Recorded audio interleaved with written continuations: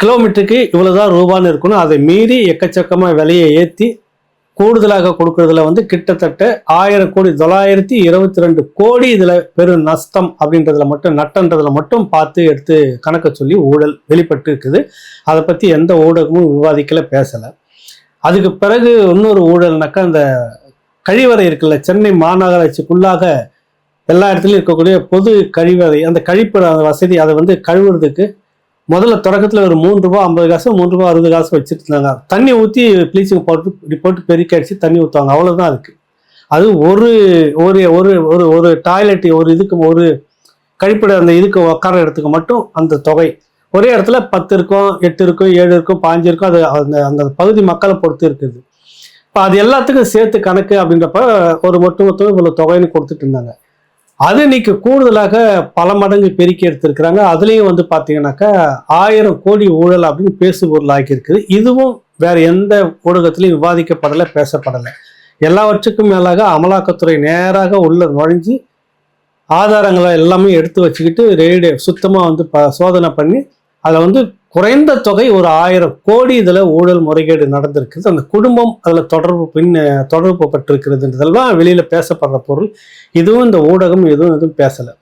தமிழ்நாட்டுக்குள்ளே எவ்வளவு விடயங்கள் இருக்கும்போது எப்போவோ நடக்க போகுது அப்படின்னு சொல்லக்கூடிய ஒரு விஷயத்துக்காக எதுக்கு மாநிலங்கள் அளவில் கூப்பிட்டு இப்படி ஒரு விஷயத்தை இந்த அரசு பண்ணிக்கிட்டு இருக்குன்னா, இந்த ஊழலை எல்லாம் மறைப்பதற்காக, மக்களை மடைமாற்றுவதற்காக, எப்படி நீட் தேர்வுக்கு எதிர்ப்பாக அப்படின்னு ஒரு ஆர்கனைஸ் பண்ணி தேர்தல் வரைக்கும் ஒரு ஒருங்கிணைப்பு பண்ணி கொண்டுட்டு போனாங்களோ அதை போல இது ஏமாற்றுவதற்கான ஒரு நாடகம் அப்படின்றது தான் பாஜக தரப்புல சொல்லுது.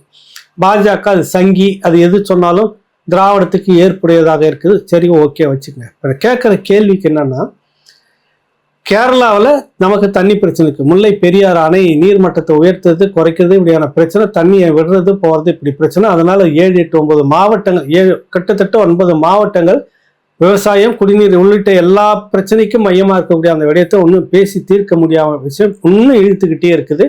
இப்பொழுதுனா கூட டக்குன்னு சிலுத்துக்கிட்டு நிற்கும் கேரளா. அதெல்லாம் முடியவே முடியாது. ஒன்றால் அவர் நெஞ்சுதான் பாருங்க. அந்த அணையை வந்து அங்கே கொஞ்சம் உயர்த்தி கட்டுற அந்த சில விஷயங்கள் வந்துட்டு பேபி அணைக்கிட்ட சில மரங்களை வெட்டுறது கூட உரிமை இல்லைன்னு சொல்லுது தமிழ்நாடு அரசுக்கு.